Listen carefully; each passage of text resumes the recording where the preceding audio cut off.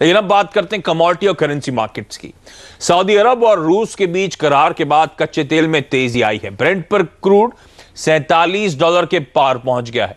वहीं डॉलर में मजबूती की वजह से सोने में तेजी देखने को मिली है। कॉमेक्स पर भाव $1330 के ऊपर ट्रेड कर रहा था।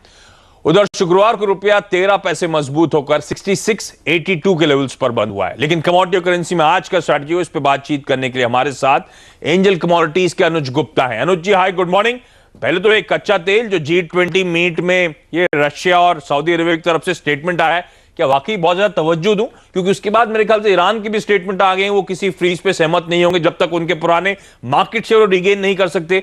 तो वाकई क्या तवज्जो देना चाहिए इस जॉइंट एग्रीमेंट इन दोनों के बीच में जो हुआ है? और कच्चे तेल में आज स्ट्रैटेजी क्या होगी?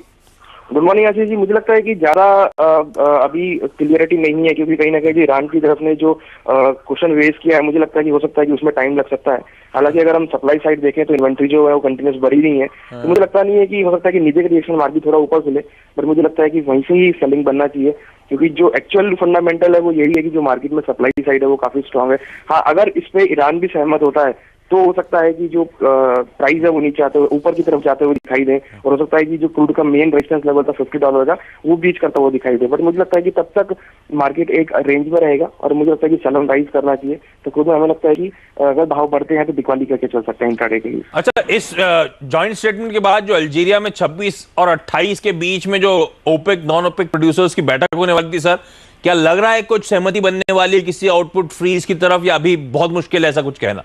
देखिए, कहीं ना कहीं मार्केट शेयर को लेकर अभी फाइट है, तो मुझे लगता है कि हो सकता है कि उस मीटिंग में कहीं ना कहीं कुछ ऐसा स्टेटमेंट निकल कर आए जो क्रूड को बूस्ट कर सके, क्रूड को सपोर्ट कर सके। क्योंकि हो सकता है कि प्रोडक्शन कट को ना लेकर हो सकता है कि यूएस की तरफ से कुछ स्टेटमेंट आता हुआ दिखाई दे, या सप्लाई या फिर डिमांड जो है वो बढ़ती हुई दिखाई दे। क्योंकि अगर हम देखें तो आगे विंटर सेशन भी है, तो जनरली विंटर में क्रूड और नेचुरल गैस की डिमांड बढ़ती है, तो हो सकता है कि वहां से कहीं ना कहीं सपोर्ट क्रूड का मिलता हुआ दिखाई दे। मगर मुझे लगता है कि फिलहाल तब तक के लिए क्रूड एक $50 का जो रेजिस्टेंस है वो मार्केट में फेस होता हुआ दिखाई देगा। अच्छा, सोने में क्या स्ट्रैटेजी बना के चलूं? बड़ा डर लग रहा था वो जॉब्स रिपोर्ट को लेकर जो शुक्रवार को आनी थी, सर, वो रिपोर्ट तो कमजोर आई है।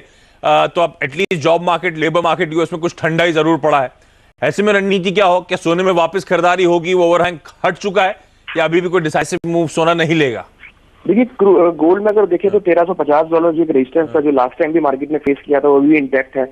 हालांकि अगर हम देखें तो यहाँ पर कहीं ना कहीं जो गोल्ड की डिमांड है वो यहाँ कम होती हुई दिखाई दी, चाहे हम ETF वाइज देखें या फिर अगर हम सेंट्रल बैंक की देखें बाइंग इस क्वार्टर में, तो बहुत कम हुई है। तो कहीं ना कहीं जो फिजिकल डिमांड है वो गोल्ड की यहाँ कम होती हुई दिखाई दी, जिसकी वजह से हमने देखा है कि गोल्ड के भाव नीचे आते हुए दिखाई दिए हैं। मुझे लगता है कि गोल्ड में तेजी आने के लिए $1350 का जो अहम लेवल है वो ब्रेक होना जरूरी है।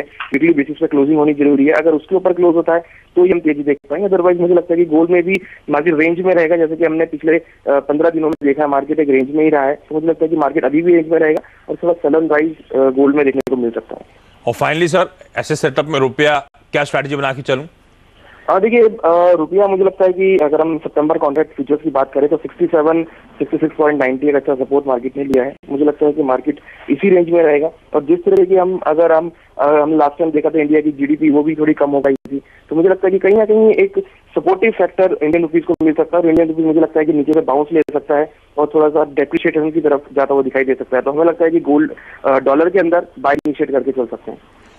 ओके, अनुज जी, बहुत धन्यवाद। तो सोने में बिकवाली करने के मौके होंगे 30,800 के टारगेट्स के लिए। इसके साथ साथ कच्चा तेल, ये जो स्टेटमेंट आया उसका बहुत ज्यादा फर्क एटलीस्ट फिलहाल के लिए नहीं पड़ेगा। अभी भी ओवर सप्लाइड मार्केट्स हैं, बिकवाली करने के मौके ढूंढने 2950 के टारगेट्स के लिए। और रुपया आज ट्रेड में डेप्रिशिएट होगा, यानी कि कमजोर होगा, तो खरीदारी करके चलें 6730 तक के टारगेट्स के लिए।